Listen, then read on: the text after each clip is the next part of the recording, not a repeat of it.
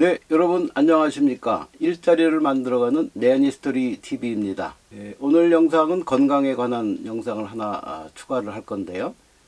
제가 올해 4월 달에 당뇨와 관련된 당화혈색소 7.0%의 비밀이라는 영상을 하나 올린 적이 있습니다. 지금도 꾸준하게 이렇게 영상을 봐주신 분들이 많고 그러셔서 거기에 대해서 이제 속편을 하나 만들까 하는 생각에 이 자리에 섰습니다. 저도 지금 나이가 60이 넘었고 주로 이제 제 채널을 중장년 어르신들께서 많이 보신다고 제가 나름대로 판단이 서서 제 본업인 직업소개업이나 행정사업과 함께 60세 이후에 제2의 인생을 사시는 분들의 관심거리 내지는 건강 문제 이런 것도 상당한 비중을 두고 영상을 만들려고 노력하고 있습니다. 당화혈색소 7.0%의 비밀 버전 2를 시작해 보겠습니다.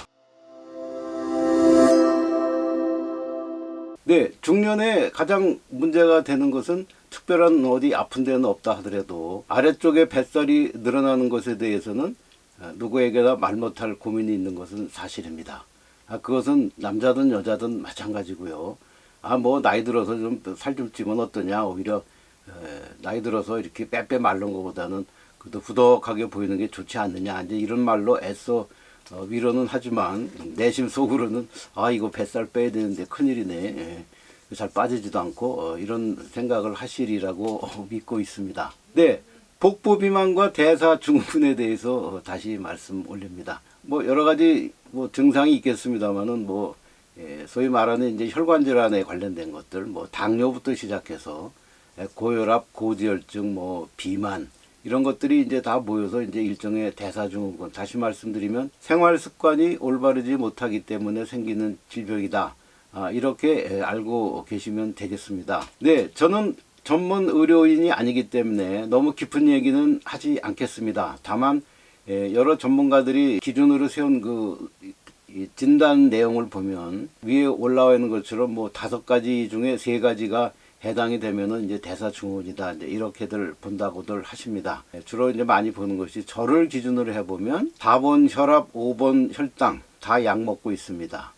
최근에 검사를 해보니까 중성지방도 조금 올라갔다 그래서 병원에서는 저는 좀 의아하게 생각했습니다만은 일단은 오메가3 치료용 오메가3를 현재 처방받아서 먹고 있습니다. 저 분명히 이 대사증후군 환자 맞습니다. 대사증후군을 치료하기 위해서는 체지방, 특히 그 내장지방, 겉으로 드러나는 그 불룩한 지방도 중요하지만 내장 사이사이에 끼어있는 그 지방들을 없애는 것이 아주 중요하다고 합니다. 생활습관병이고 그렇기 때문에 이걸 어떻게 할 것이냐 이런 얘기들이 많은데 마침 이제 헬스조선이라는 이제 그런 언론사의 자료를 뒤지다가 제가 도표를 하나 만들어 봤습니다. 대사증후군의 원인 여러 가지가 있겠습니다만은 저는 그런 거 잘 모릅니다. 다만 인슐린 저항성이 원인이다라고 의사분들이 얘기를 하셔서 어느 정도 이렇게 찾아보니까 인슐린 저항성이라는 것은 인슐린에 대한 반응이 정상적인 것보다는 감소된 것을 말하는데 인슐린이라는 것이 기능이 세포가 포도당을 에너지원으로 쓸 수 있게 세포의 문을 열어주는 역할을 하는데 이 기능에 다소 이상이 생겨서 인슐린이 제대로 기능을 못하는 것이라고 합니다.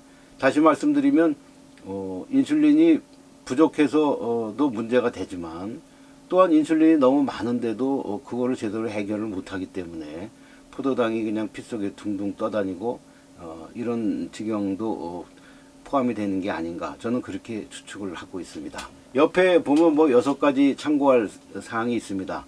그냥 제가 읽어보면 정상적으로 병원의 진단을 받는 것도 중요하고 그 다음에 중요한 것이 복부 비만 관리입니다. 그렇게 하기 위해서는 균형 잡힌 식사도 하셔야 되고 꾸준하게 운동을 하시고 음주나 흡연은 가능하시면 줄이시는 게 좋다.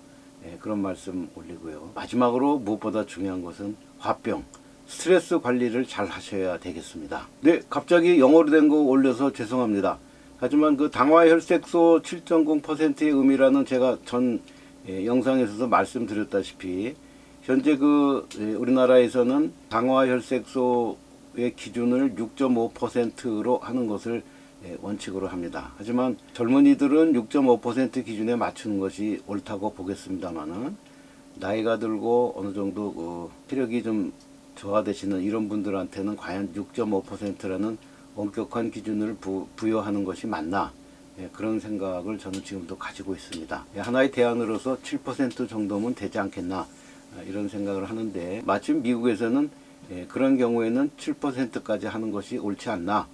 그런 그 가이드라인도 있다는 말씀 다시 한번 드립니다. 이 표에 의한 것도 마찬가지입니다. 보통 당화혈색소 HbA1c가 한 7% 정도 되면 우리 혈당으로 치면 평균 혈당 한 155 정도 되시는데 나이 드시고 당뇨를 오래 알아오신 분들에게 155라는 혈당은 사실 어떻게 보면 달성하기 쉽지 않을 수도 있겠습니다.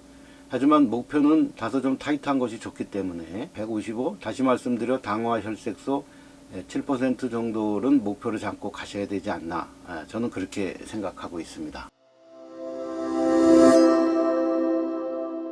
차제에 제가 더 말씀드리고 싶은 내용은 오늘 내용은 지난번 영상보다는 한 두 가지가 더 추가되겠습니다.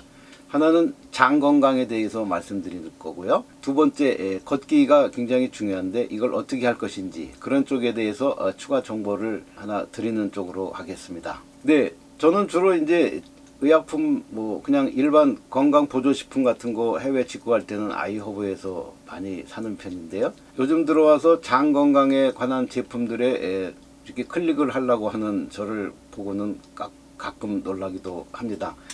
장 건강 왜 이렇게 중요하다고 생각할까요? 네, 장내 미생물이 건강에 미치는 영향이라는 신문 기사를 하나 스크랩해 놓은 겁니다. 우리 내장에 포함되는 그 영역이 모든 대사 과정에 관여를 하기 때문에 미생물이 한 10조 이런 게 아니고 100조 개가 되는 그런 아주 미세한 미생물들이 있다고 하는데 시중에 보시면 바이오틱스라고 해서 장내 유익균들만 이렇게 처리하는 또 그런 별도의 먹는 제품들도 있고요. 장내 유익균들의 먹이가 되는 것들이 또 좋다고 그래서 프로바이오틱스 바로 앞에 프리바이오틱스가 있고 최근에는 프로바이오틱스 옆에 또 포스트 바이오틱스라고 제품들을 많이 이렇게 세분화하는 것을 보겠습니다.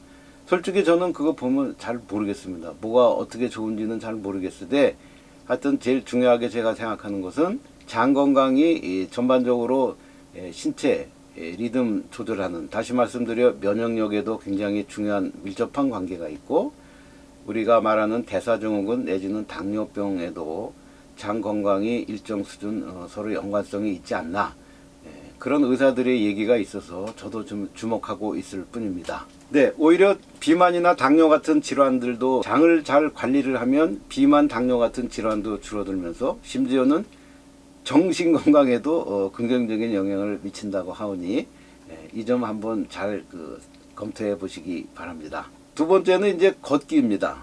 저도 식사 시간 지나면 일정 30분 내지 1시간 좀 경과한 다음에는 반드시 이 걷기 이런 걸 좀 하는 것을 원칙으로 하고 특히나 비가 오거나 눈이 오거나 아주 날씨가 이상해서 나가지 못하는 날 빼고는 그렇게 하려고 노력을 하고 있습니다. 하지만 사람마다 신체가 좀 다를 수도 있죠. 어떤 분은 허리가 안 좋은 분도 있고 또 어떤 분은 또 이렇게 무릎이 안 좋으셔서 무릎 안 좋으신 분들이 은근히 많으시더라고요. 그래서 너무 심하게 운동을 하거나 그러면 좀 오히려 더 마이너스다, 이렇게 말씀하시는 분들도 많이 계셔서 그렇다면 어떻게 운동을 하는 것이 좋을까, 이런 생각하에 이제 여러 가지 인터넷을 좀 뒤져 보았습니다. 그랬더니 이제 제가 선택하고 여러분께 한번 알려드리고 싶은 것은 한 두 가지 정도가 되는데요. 저는 이분들하고 특별한 무슨 관계가 있는 것도 아니니까 그런 건 오해하지 마시고요. 제가 보기에는 간단하지만 또 그래도 나름대로 소기의 성과를 거둘 수 있다, 이제 그런 측면인 것 같아서 한번 링크를 걸어 보겠습니다. 첫 번째는 이제 혈당을 내리는 10분 운동법이라고 하는 이제 현지 의사께서 하시는 유튜브 영상인데요. 이렇게 이제 발꿈치를 이렇게 들고 오른쪽으로 2번, 왼쪽으로 2번, 이렇게 하신다고 그러시더라고요. 그래서 저도 좀 해봤는데 별로 그렇게 어려운 것 같지는 않습니다. 하지만 이게 10분 이상 이렇게 반복되면은 운동량은 좀 되는 것 같더라고요. 그래서 제가 말씀드리고 싶은 것은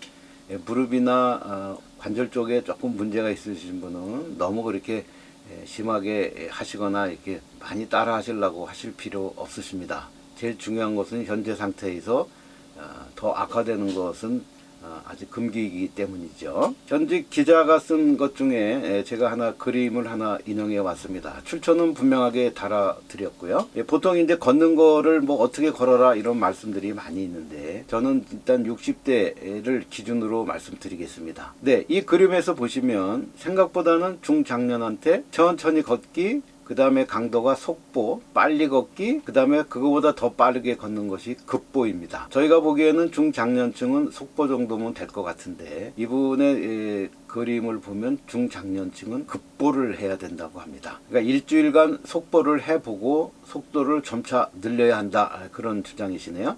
좀 더 자세히 살펴보면 성장기나 20, 30대 아주 혈기왕성할 때에는 소위 말하는 속보 내지 파워워킹이라고 그러죠. 이렇게 딱 무게를 잡고 싹 이렇게 걷는 거, 그런 것들이 굉장히 중요한데 중장년층이 되시면 오히려 대사증후군에 조금 위험성이 있는 분들을 대상으로 할 때는 급보를 하셔야 된다고 그럽니다. 그러니까 속도는 1분당 80에서 90m를 젊은이들이 걷는다면 중장년층은 1분당 100m를 걸어야 된다, 이렇게 목표를 정하고 있습니다. 상당히 뜻밖이긴 한데 너무 숨이 차시지 않을까 하는 생각도 듭니다.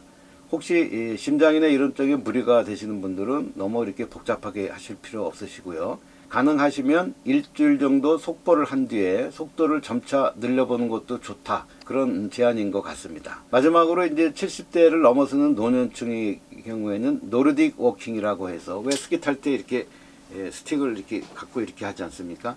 이렇게 하는 것은 쉽게 말씀드려서 균형을 잡고 체중을 분산하기 위한 목적이 있는 것인데, 이것은 체력 증진과 함께 등 척추 쪽에 이 기립근, 다시 말씀드려 이 허리가 굽는 것을 강화하는데 아주 유용한 운동이라고 하오니 집행이나 뭐 이런 걸 갖고 이렇게 하실 때도 노년층에서는 노르딕 워킹 같은 걸 하시면 좋겠습니다. 예, 오늘 영상의 결론입니다. 당뇨라는 것이 제일 어려운 것은 먹고 싶은 거를 제때 먹지 못하고 또 남들이 먹을 때 자기만 못 먹는다는 그런 묘한 감정들, 내지는 뭐 마음껏 먹었다가 무슨 혈당이 확 올라가지고 아주 얼굴이 막 그냥 새파랗게 되시는 분들도 주변에서 제가 많이 듣고 보고 있습니다. 지난번 영상에서도 말씀드렸다시피 몇 달 만에 처음으로 라면을 먹는데 손이 부들부들 떨렸다, 이제 그런 분들도 계시던데, 젊은 분들 같은 경우에는 아주 타이트하게 관리를 하는 것이 맞다고 생각을 합니다.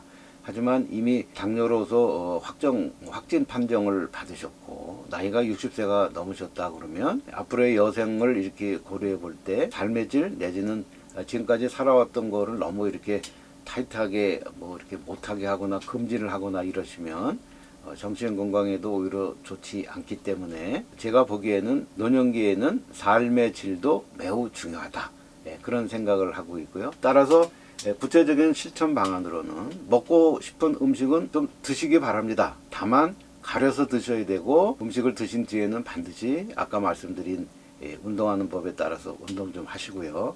또 필요하시다면 장 건강을 위해서 여러 가지 시중에 제품들이 많이 나와 있으니까 좀 좋다고 평판이 좋은 것들을 이렇게 하나 해서 그런 것도 같이 드시면 좋지 않나 생각을 합니다. 마지막 제가 하나 말씀드리고 싶은 것은 최근에 저는 그냥 보통 오메가3, 마그네슘, 그 다음에 장 건강에 좋다는 거, 그 정도 이렇게 복용을 하고 있습니다. 모든 것은 자기 하기 나름이지만 보다 더 중요한 것은 내 몸이 편해야 주변도 편한 것입니다. 내 몸이 아프고 그러면 모든 것이 만사가 귀찮아진다고들 어르신들이 많이 말씀들을 하시죠. 조만간 이제 날씨가 좀 추워지고 그러게 되면 밖에 나가서 운동 못하는 시간들이 더 많이 늘어날 텐데 어떻게든 자기 건강 자기가 잘 챙기시기를 바랍니다. 이 내니스토리 TV를 보시는 여러분들 모두 건강하시고요. 다음번 또 건강 관련 영상에서 찾아뵙도록 하겠습니다. 지금까지 내니스토리 TV였습니다. 감사합니다.